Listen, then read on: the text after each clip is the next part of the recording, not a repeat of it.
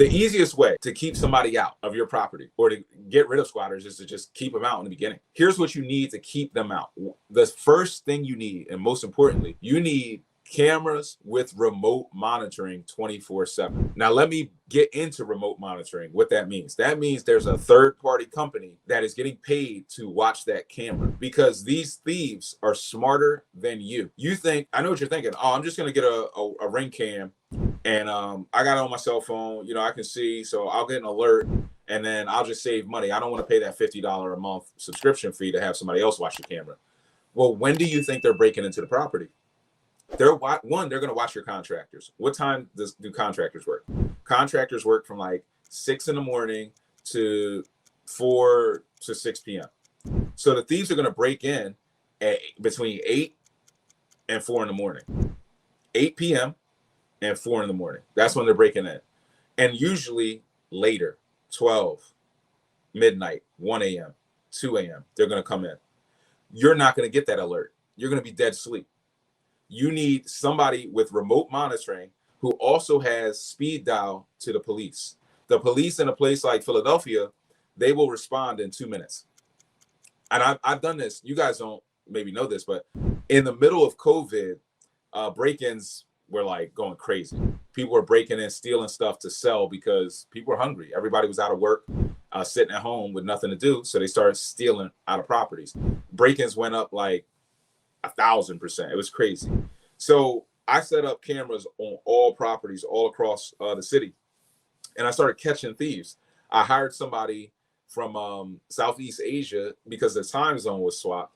So they were watching the cameras, and I paid them a bonus to catch people in the act and call the cops. We caught like 6 people in the property actively stealing, because it takes time to squat. It takes time to steal things out of the property, break in, steal your stove, or do something like that. It takes at least 20 minutes, right, to break something down, get it out. It takes the police about 2 minutes to show up in a major city like Philly. So if you have this system and somebody watching, and they have the right phone numbers, and they have your lockbox codes and everything, they can get the cops in. You can just catch people right in the act. I probably caught 6, 7 people, got them off the street, cleaned it up. Other people were thanking me. They're like, Brian, nobody's breaking into my houses now. Like, yeah, because I got them off the street, man.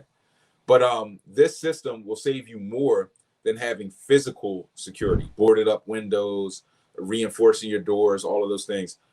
Because people can break through that at the end of the day. A skilled technician will just unscrew it, unlock it, and get in. You need the camera, because the camera will catch them in the act, and the response time of the police will get them before they ever get settled in. So that's important. Step 2, you need your door and window gates and guards and grills. We have special companies that we use. Anybody who's in the Boots on the Ground program, the 100 Keys Masterclass, you've probably heard of some of these people that we've used. If you come out to a ride along, I've shown you the steel doors and security grills. I picked up on this when I was studying the Detroit marketplace, when they were just torching houses in Detroit.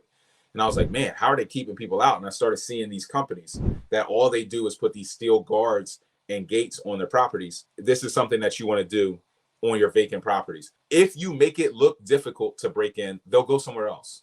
People aren't looking for a challenge. Thieves are not looking for challenging situations. They're just looking for the easy break-in. Most people are not real squatters.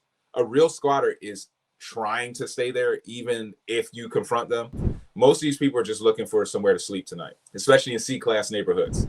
They're trying to do some drugs and crash somewhere. So most of the time, if you catch them, they're just like, oh, no problem. I'll get my stuff, get out. They're not trying to stay anyway. And you don't even have to pay them. They're just going to go to another property. They don't want to be looking over their shoulder. There's plenty of vacant properties in major cities and C-class neighborhoods, right? So most of the time, you're not going to have that issue. But if you make your property look difficult to break into, then they will just choose somewhere else. It's a path of least resistance. Number 3, build relationships with the neighbors. So in one sense, we don't like the nosy neighbor, because if you're trying to do a rehab without permits or something, they're calling L&I, they're complaining about the noise, they're annoying. But on the other side, if somebody's trying to break in your house and squat, they're going to call, because they're always looking out the window. They're always dealing with that. So you want to build relationships as a real estate developer. Wherever you're building, talk to the neighbors. Find a nosy neighbor who's hanging out the window snooping. Go build a relationship. Hey, I'm Brian. I'm building. I usually rebuild neighborhoods like this. Here's my number. If you need anything, if the noise is too loud, call me. Build the relationship, because they will call, hey, somebody's in your house. Are your contractors here? No, Miss Jones, it's 10 p.m. You see somebody? Yeah, there's somebody in the house digging around. You better make a call. That could save you as well, especially if you don't have any of the other systems in place or the remote 24/7 monitoring, which most of us don't, because we're penny wise, pound foolish. So always build relationships with those neighbors as well.